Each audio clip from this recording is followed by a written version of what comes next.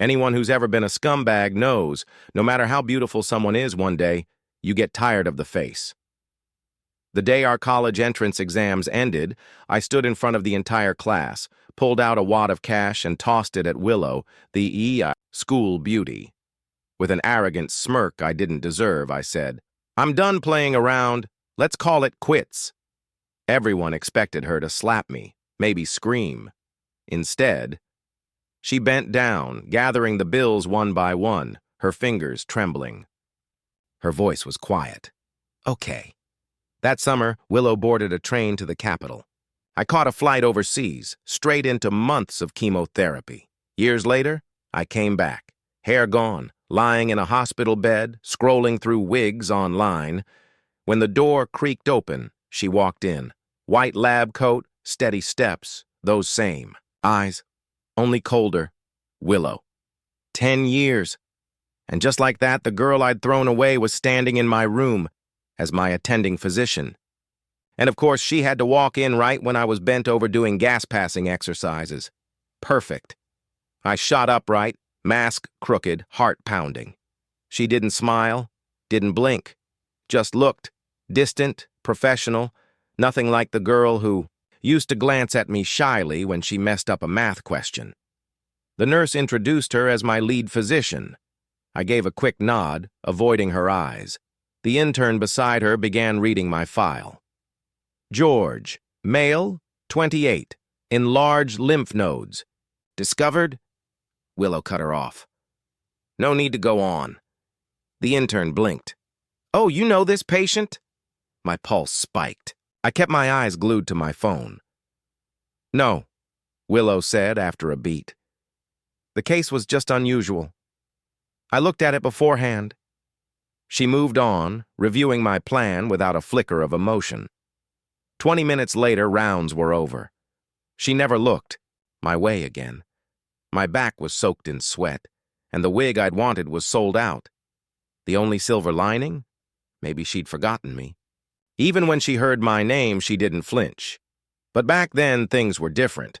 We'd started out as opposites. Me, the spoiled rich kid with failing grades. Her, the brilliant girl who had nothing but her brains. The teacher made her sit next to me, hoping I'd focus. At first, she ignored me completely, buried in practice papers. But while the other boys sent her flowers, I gave her test prep books. It didn't take long. On her birthday, I kissed her for the first time. She looked up, eyes glassy, and asked, "What do you mean by this?" I froze. "Isn't it obvious? Be my girlfriend." Her ears turned pink. Okay. Those were good days. She tutored me every day, and my grades shot up by over 100 points. I could have gotten into a university in Beijing, stayed close to her, if only that medical checkup hadn't ruined everything.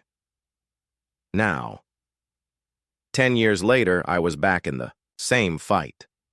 My buddy David hovered as I knelt by the toilet, retching until my vision blurred. "This can't go on, man. I'm calling the doctor." I shook my head. "No need. I'm used to it." Back then, I survived 27 rounds of chemo overseas, alone. I'd survive again. David frowned. "Isn't Willow your doctor? Let me get her. She might help." Panic shot through me. "No, don't. Be glad she doesn't recognize me. If she does, she'll probably prescribe 100 rounds of chemo just to get back at me." And right then, a cold voice spoke from behind me. "Who told you you'd need 100 rounds?" I froze. No. Please don't," I told David. "Be glad she doesn't recognize me. If she does, she'll probably prescribe 100 rounds of chemo just to get back at me." And then, like fate had been waiting for the perfect moment, a cold voice cut in from behind. "Who told you you'd need 100 rounds of chemo?" Every muscle in my body went rigid. I didn't even turn around. David, on the other hand, exhaled in relief.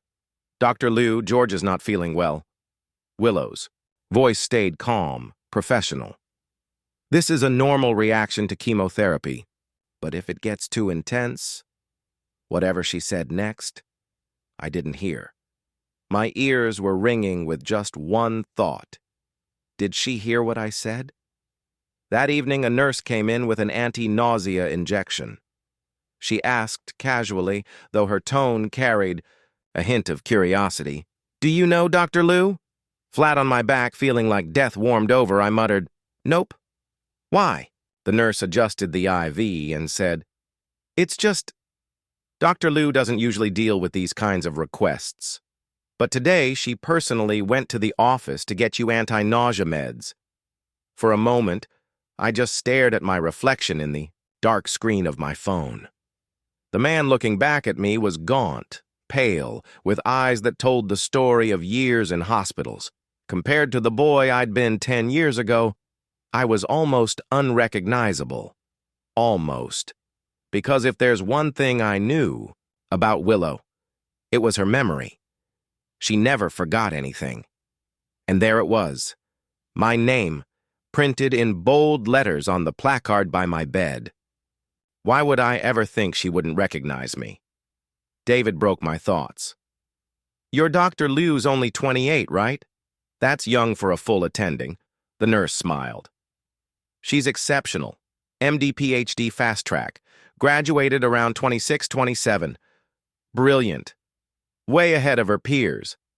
Then, catching the way David seemed interested, she teased, "Thinking of chasing after our Dr. Liu?" "Don't bother. She already has someone." David raised his brows. "Oh, she's seeing the hospital director's son," the nurse said, matter-of-factly. "PhD from abroad. Word is they might get married soon." David's smile faltered. I just rubbed at the smudges on my phone screen, avoiding his eyes. After the nurse left, David murmured, "George, I'm sorry, man." I waved him off. "What's there to be sorry about? I'm almost 30. Daydreams about some ice-cold goddess falling for me. I gave those up a long time ago." After that, I didn't see Willow again, but her name floated around the hallways like a faint perfume, mentioned in passing, half heard in conversations, off at conferences, locked in the lab doing research, rounds maybe once a week. By the time my chemo break came and I was discharged, I still hadn't crossed paths with her. On the way home, my phone rang. It was our high school class monitor, my old best friend. "George, still in Beijing? How's treatment?" In the background, I heard laughter, voices I hadn't heard in years. Then another familiar voice chimed in. It was the class academic rep. "Why didn't you tell us you were sick? If the monitor hadn't mentioned it, we'd still be clueless." I smiled into the phone. "Didn't want to bother anyone." "Don't say that," the monitor replied warmly. "Where are you staying? We'll come visit tomorrow." I gave in, rattling off my address. Over the years, my family had spent a fortune trying to save me. Thanks to David's help, I'd found a small, affordable place, a ground-floor apartment with a south-facing yard. If I were healthy, I could have planted flowers, maybe gotten a dog. The next day, only 5 or 6 classmates made it. Most still lived back home, the rest scattered across the country. They arrived with arms full of groceries. Someone said, "We thought hot pot, but it's so hot out. How about stir-fry instead?" Under my wool cap, I grinned. "We've got the AC on. I'm craving hot pot." The kitchen filled with noise and laughter. For a moment, it felt like we'd just graduated. As he chopped vegetables, the monitor glanced up. "Have you reached out to Willow?" I froze. "Huh? You didn't know? She specialized in hematology, lymphoma, specifically. You should ask her about your case." I forced a vague smile. "Oh, I'll see if I get the chance." Truthfully, I wanted no entanglement with Willow. But then the doorbell rang. The monitor wiped his hands and went to answer it. Seconds later, the others called out with delight, "Willow, you finally made it!" "Well, if it isn't our campus beauty, Dr. Liu, long time no see. Come on in. George wants hot pot. The doctor, can he eat it?" I froze where I stood. Looking like this, tired, worn down, pathetic, being seen by her was like stepping under a harsh spotlight. I never imagined they'd actually call her. Willow's eyes landed on me, calm as still water. "Go with a clear broth," she said. Softly, someone laughed. "All right, listen to Dr. Lou. No spicy base." The kitchen bustled again. But I was still standing there, feeling like every defense I'd built over the years had just been stripped away. Willow slipped off her shoes, trading them for the slippers the class monitor handed her. She passed a bag of fruit to someone in the kitchen, her movements polite, practiced. The monitor tried to cut through the tension with a laugh. "Come on, it's all in the past. No point holding on to old grudges. We were just reckless kids back then. Don't hold it against George." Another girl chimed in, urging her to help with the vegetables, and before she could refuse, a bundle of water spinach was shoved into her arms.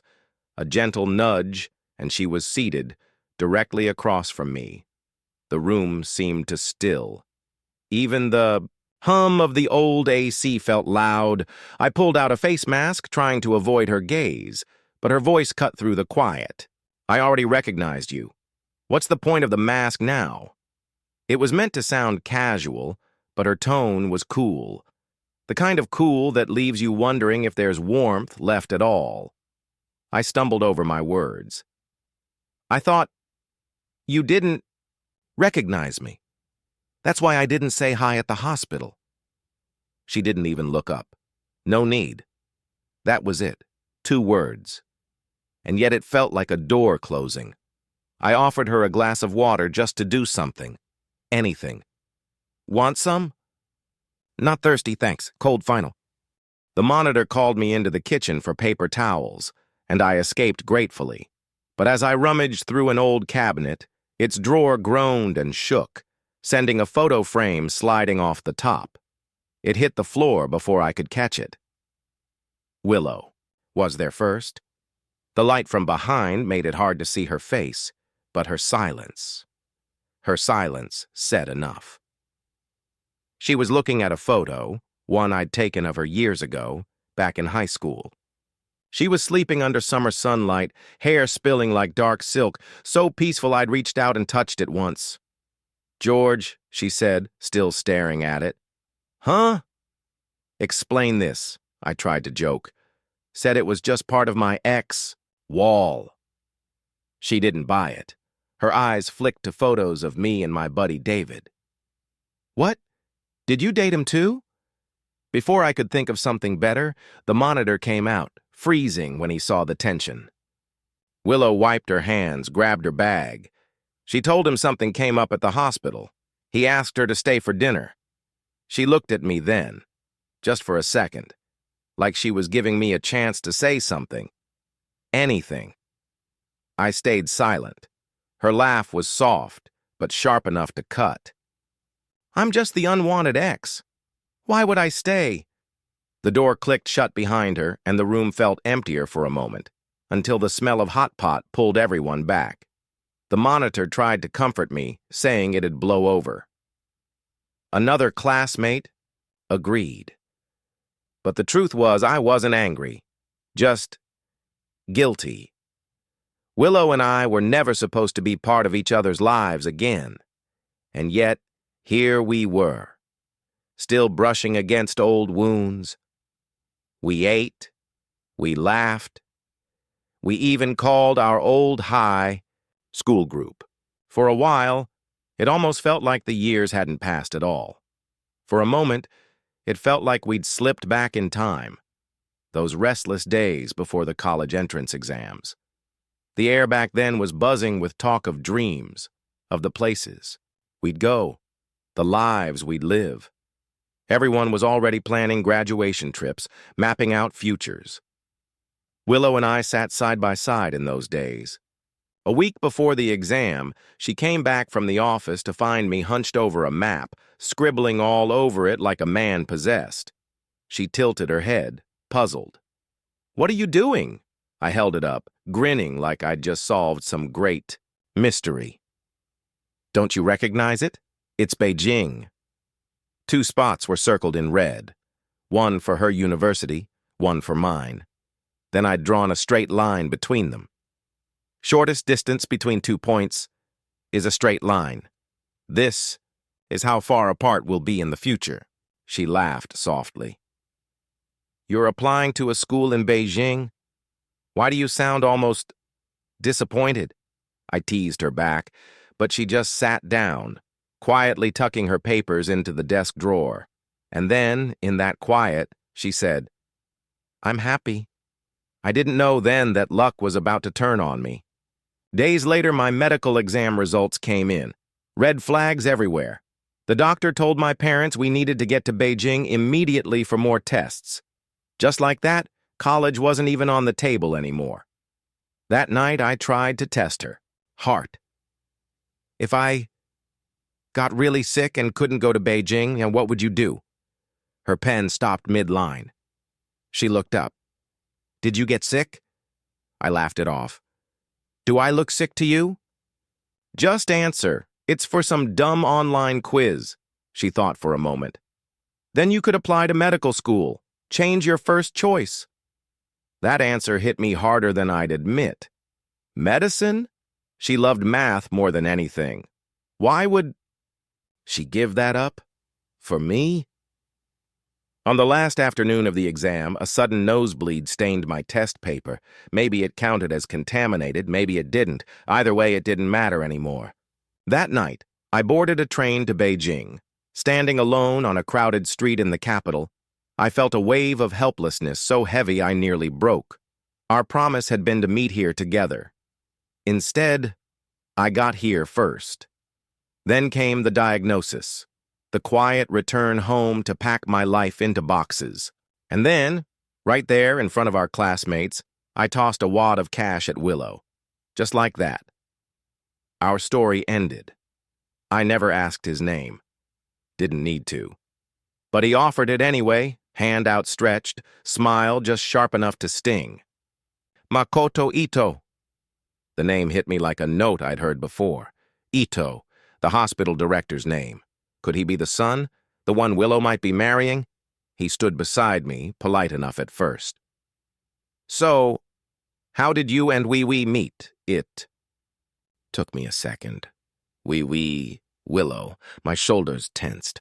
Ex versus fiancé conversations are like walking on thin ice. I straightened my crooked hat and kept my tone flat. We were high school classmates. Just classmates, he pressed.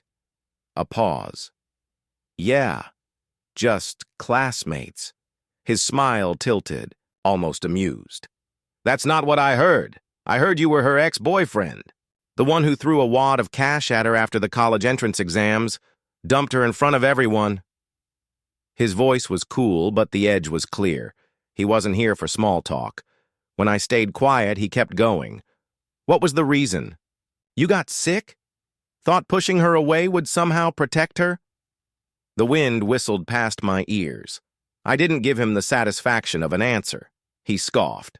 So stupid. And then, without missing a beat, honestly, I should thank you. If it weren't for you, I wouldn't be engaged to Willow today. I'd been sick for so long my temper had worn thin. But that cut too deep. Then get on your knees. And thank me, I shot back. And while you're at it, wire me $5 million. His jaw tightened. What do you want to hear? I asked. That I regret it? He looked at me, waiting. Oh, I do, I said. He froze, and then I smiled, wide, shameless. I'm going to win Willow back, confess to her, cry if I have to. Tell her I still love her. Get her to dump you and marry me instead. I tilted my chin, ready for the look on his face. But instead, his eyes shifted behind me. A sly smile crept in.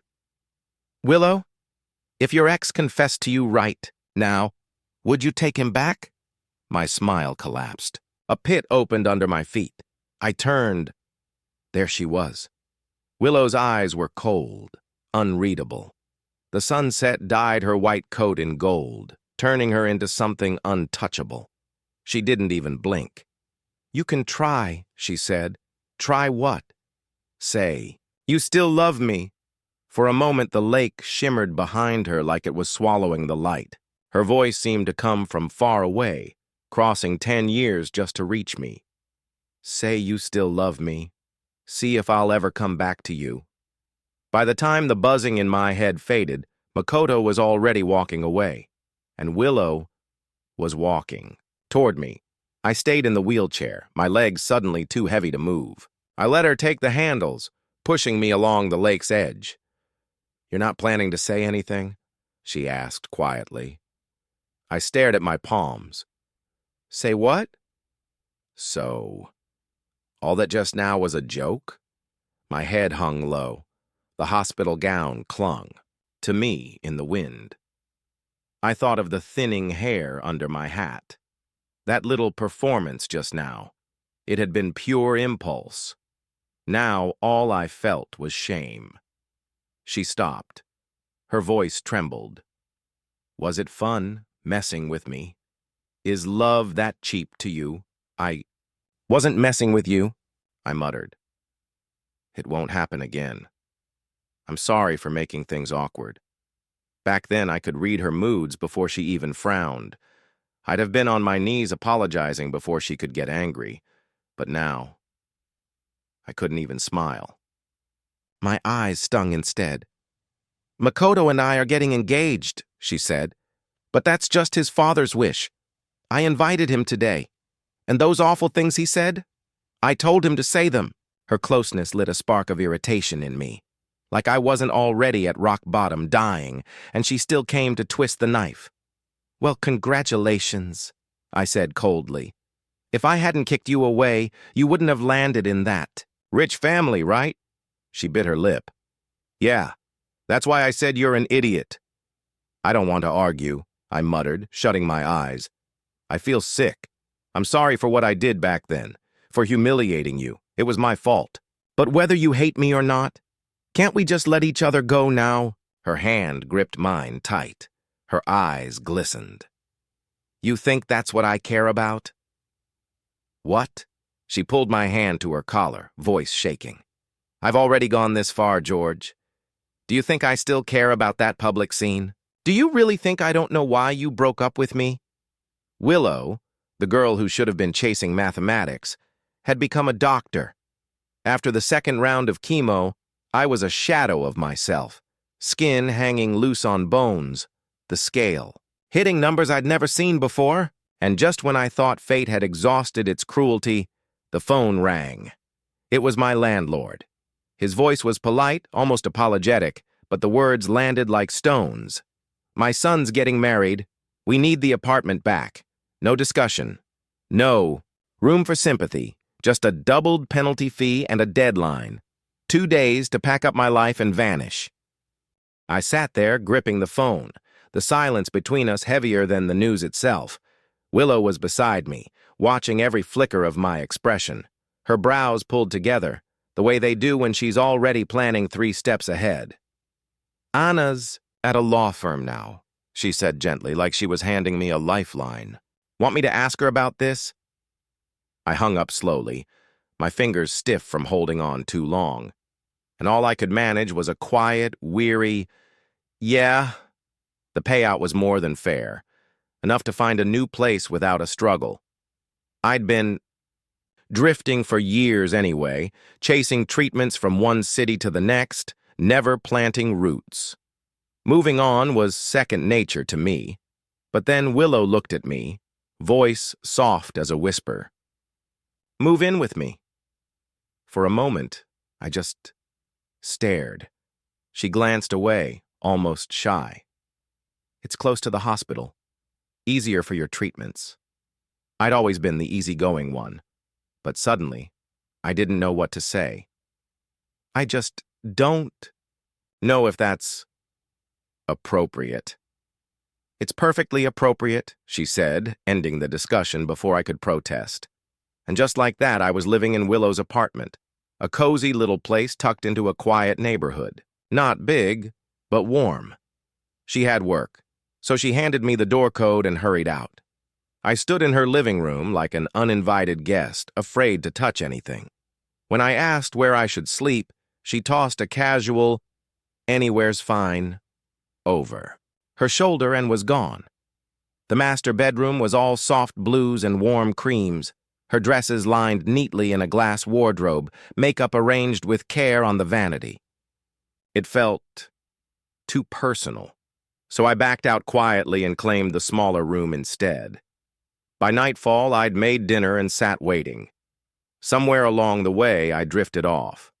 When Willow came home, she found me slumped over the table, my wig, halfway off like a crooked baseball cap. I jolted awake. "You're back." She gave a small nod, but her eyes lingered, almost searching. I quickly looked down, felt the wig shift again, and fumbled to fix it before retreating to the guest room. My heart sank. That was my best wig. God, I hope she hadn't seen what was underneath. Alone, I peeled it off. The mirror didn't lie. My hair was thinning fast. Just the second round of chemo and already this bad. A few more and it would all be gone. There was a knock at the door. Willow's voice came through. "Toiletries are in the bathroom. Want to come out and wash up?" I killed the light, buried myself under the covers. "Nah, going to sleep." She lingered, then walked away. I waited until after midnight, when the city's last light had faded, before slipping out like a thief to wash up. But as I crept toward the bathroom, I saw it, a faint glow from the living room. Willow sat on the couch, surrounded by a fortress of documents, the desk lamp painting her profile in gold. And then she looked up, saw me, wigless. I froze. My mind spun between shutting the door and pretending nothing happened, but she stood, walked straight toward me, then, without a word, pulled me into her arms. The scent of her hair, the warmth of her skin, it was dizzying. She rose on her toes and kissed me, and I swear my knees almost gave out. Our shadows swallowed the light, breaths mingling, hearts pounding loud enough to hear. When we finally broke apart, she touched my head, her gaze steady. "This looks better," she said. I blinked. "What does?" "No wig, just you." I tried to joke it off. "Okay." "What kind of strange preference is that?" She only curled closer. "I wanted to kiss you earlier, but you looked so tense. About your wig, I didn't dare." Then she laced her arm through mine, led me to the bathroom, and flicked on the light. On the vanity sat an electric hair clipper, waiting like it had been part of her plan all along. Her eyes met mine in the mirror. "Do you know how to shave a head?" I clenched my jaw. "I'm not ready to go bald yet. I still have some hair left." Willow handed me the clippers, her eyes steady. "I meant shave mine." I froze. "Are you crazy?" My gaze went straight to her long, dark, silky hair, thick as midnight, a crown she'd worn for years. My brows knitted tight. My mind, without asking for permission, painted a picture of her bald. Still beautiful, but different. Strange. She pulled over a small stool, sat down like she'd already made peace with it. "Come on," she said softly. "Give me a couple's haircut." The clippers were plugged in, humming, waiting. My eyes burned as I fought back the sting of emotion. "This isn't right. You can't do this." I knew exactly why she was doing it, so she could share the fight with me every step, no matter how rough. When I still didn't move, she reached for the clippers herself. And in one swift motion, a strand of black hair tumbled to the floor. The cascade that had always been so perfect now had a patch of pale skin peeking through. She gave me a half smile. "Well, now we have to finish it." I sighed, took the clippers from her hand, and let the steady buzz carry away lock after lock. Bit by bit, the Willow I'd always known transformed in the mirror. I tried to lighten the moment. "Well, this backfired. You actually look younger now. We don't look like a couple anymore. More like a monk and his disciple." She tossed the clippers aside, stepped closer, and on her toes pressed a light kiss to my lips. If shaving my head means I get to stick to you every day, then it's worth it. Then, with that little mischievous squint of hers, and now that you've shaved all my hair off, if you still try to kick me out, I'll hold a grudge. I couldn't help it. I laughed. In the mirror, two faces stared back. One grinning like sunshine, eyes warm and steady. The other, half laughing, half crying, wearing the most ridiculous smile. I wrapped my arm around her shoulders. All right then, stick to me all you want. Even if you curse me out, I'll take it. Later, I bought her a wig. She wore it, with ease, even when her colleagues gasped the first time they saw her. At home, though, we left the wigs on the shelf. Months passed. My treatment ended. My condition had steadied, no better, no worse. To celebrate, the class rep called with an invite. George, how's your health? This time I won't invite Willow. Just the guys. Don't want things to get awkward. The phone was on speaker.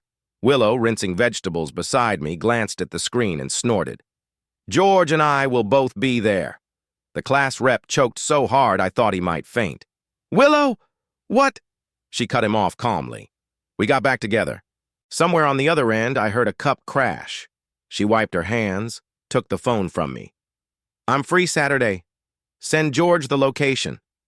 When she hung up, I tried to protest. Didn't you say you're working Friday night? No rest. Before the lunch? She shook her head. We're going.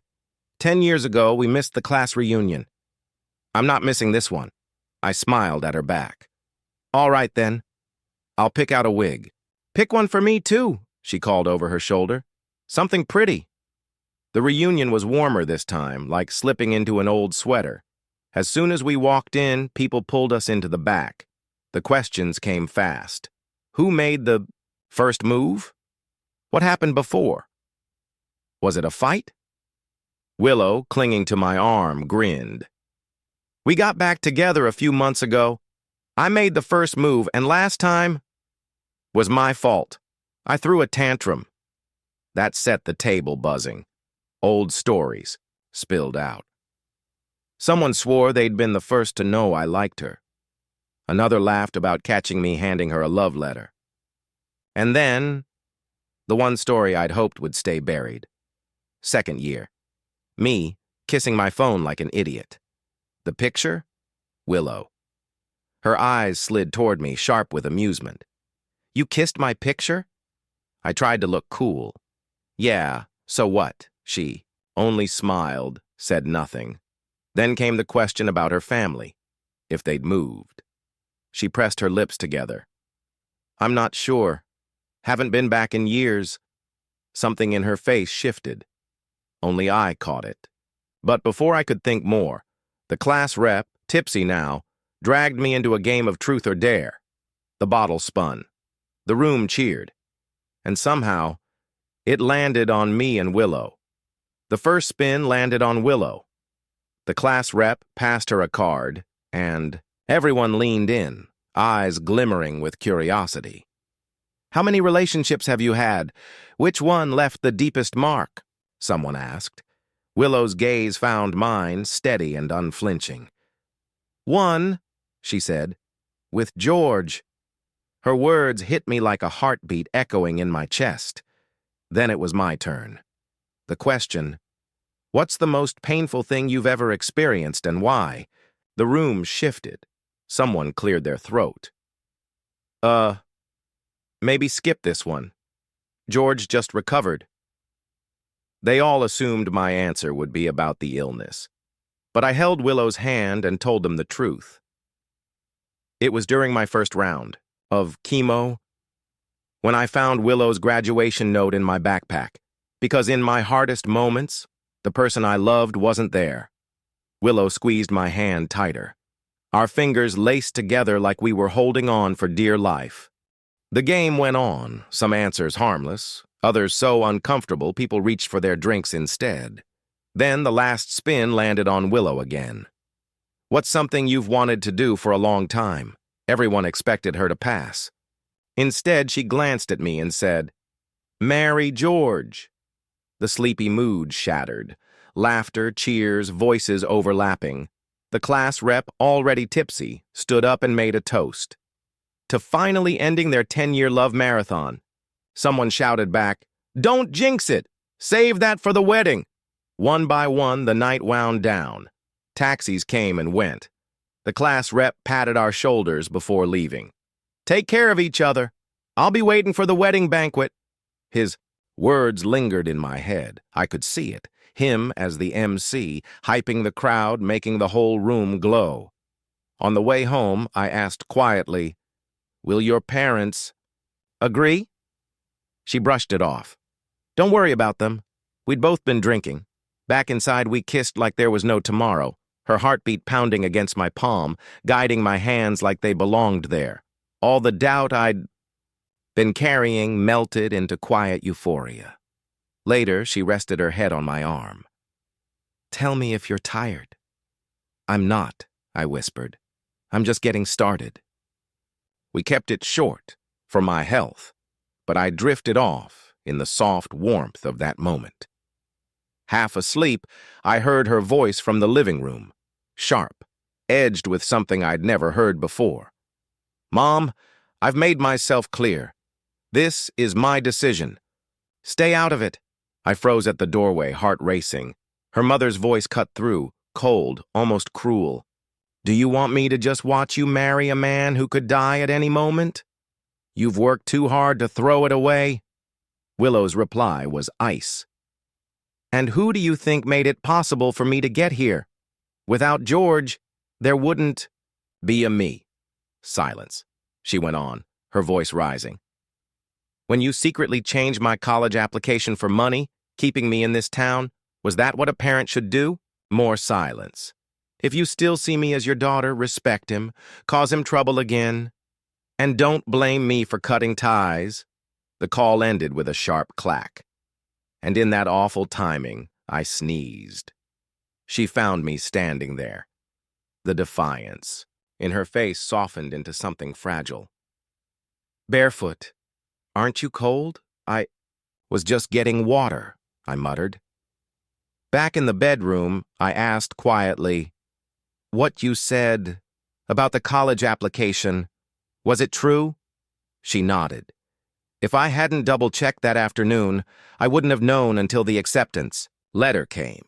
So don't feel guilty about me changing my major. Without you, I wouldn't be who I am today." In the quiet of that night, I pulled Willow close.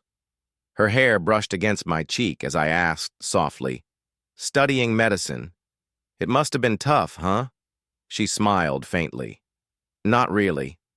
I didn't believe her. No lying. "I'm not," she said again. But this time her voice carried something heavier. Then she looked at me, really looked at me, and said slowly, like the words had been sitting in her heart for years, "Sometimes I think people meet and reunite because it's fate." My reply was muffled against her shoulder.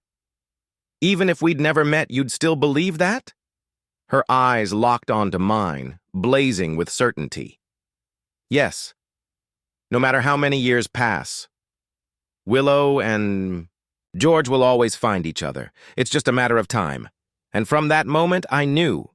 I started picturing a life with her, not just in stolen moments, but in a home, at a wedding, with all the years between then and forever.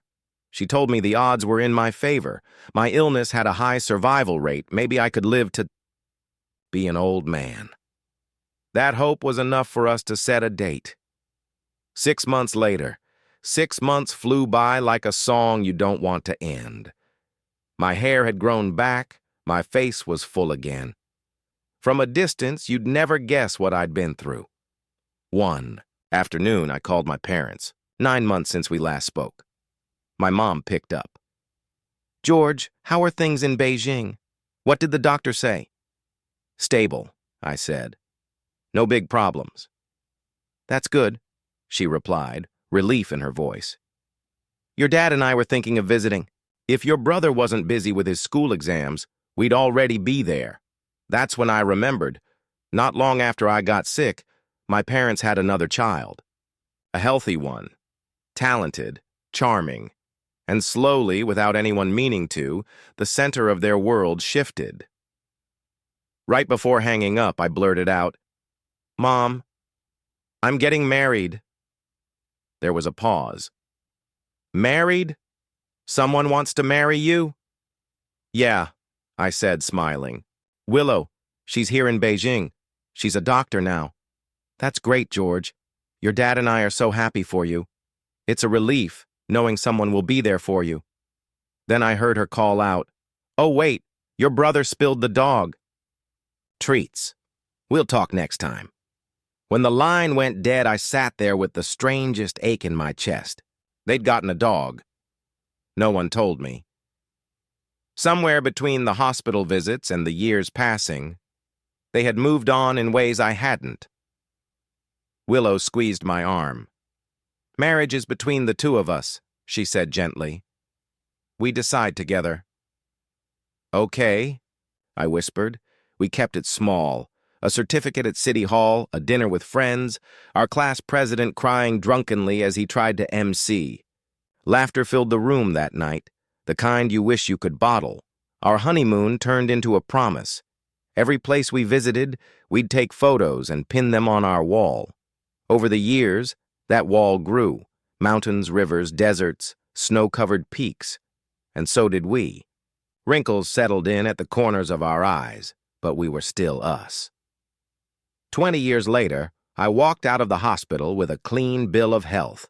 Willow stood by the car, smiling like she had on our wedding day. I made a wish right then. Let me stay healthy enough to give her another 20 years, but life, as it always does, had its own timeline. The year George passed, he was 73. His illness had returned, and this time, he didn't make it through the third round of chemo. Willow had seen patients go through worse, but nothing prepared her for watching him fade. They'd beaten the odds for decades. A boy diagnosed at 18 who lived long enough to grow old. Even at the end, George was holding her hand, smiling, through the pain. "I made it to 73, he said, teasing her gently. "You better admit that's pretty badass. Use my medical records for your research. And when you can, dance with some other old men in the square. You must be tired of me by now." She didn't answer, just held his hand tighter. And when the day came, she was calm. Not because she didn't love him, but because they'd made their choice. No more fighting, no more pain. Just peace. When she came back, the house felt empty in a way walls couldn't fix. The air was still, but it carried memories. Willow never packed George's things away. His shirts still hung neatly. In the closet, his toothbrush still stood by the sink, like he might walk in any moment and use it. Even the half-wilted spider plant on the balcony. She kept watering it, the way he used to. And that photo wall, God, that wall. From their honeymoon at 28 to the quiet mornings at 73, thousands of moments frozen in time. Perfectly lined up, untouched. Sometimes she'd just sit on the sofa and stare at it, as if the photos might start talking back to her. She carried on, though. Grocery runs, cooking for one. The house always spotless. At first, her students worried. The kind of worry you have when love has been someone's whole life. But she lived as if routine could keep her heart from crumbling. She even started writing a book, pouring every bit of her life's knowledge into it. Eventually, they stopped checking on her so often. 5 years blurred past. Willow was 78 now, her body softer, slower. Even a cold would keep her coughing for weeks. On their wedding anniversary, she woke early, dressed with care, even dyed her hair. On the way, she picked out a bouquet, fresh blooms still, dripping with morning dew. At the cemetery, she first stopped by the caretaker's office, an old man, even older than her. He grinned. "Here again?" She asked him the same question she always did. "Any letters from him this year?" He searched the small mailbox, then shook his head. None this year. Willow just nodded and went on. She placed the flowers in front of George's grave and sat beside the stone.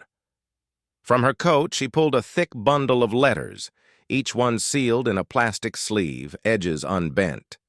They were from George, letters he'd arranged to be delivered one by one long after he was gone.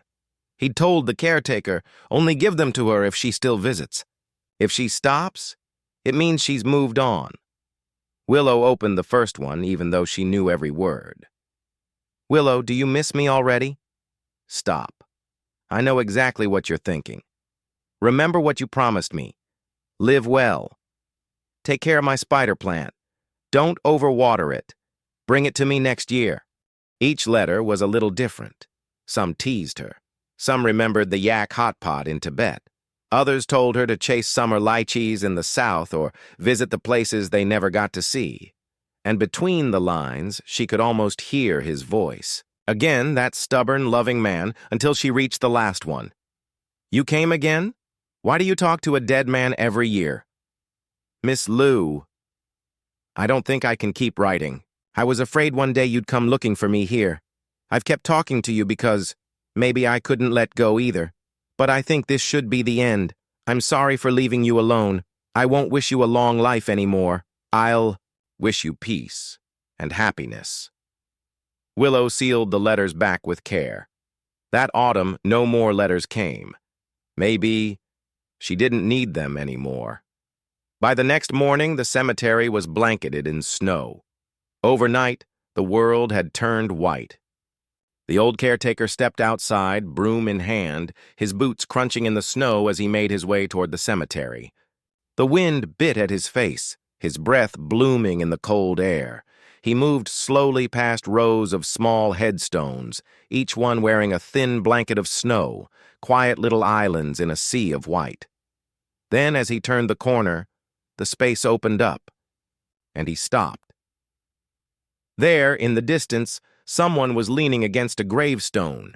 Snow had gathered thick across their shoulders, their arms wrapped around something they held close, perfectly still, as if sleeping. He stepped closer, his heart sinking with each crunch of snow beneath his boots. Frost clung to her eyebrows, delicate as lace. "Hey, ma'am," he said softly, reaching out. The woman, Willow, slumped, backward into the snow, motionless. She was 78. 5 winters had passed since George. And now, in the howling wind, it was as if she saw him again, his figure bathed in a warm glow, smiling at her from across the distance. In her mind, she stepped toward him. His hand reached for hers, their fingers locking together just like they always had. Some meetings aren't chance. They're written into the bones of the world. Willow and George had always been bound by the same thread, and that morning, it finally pulled them home.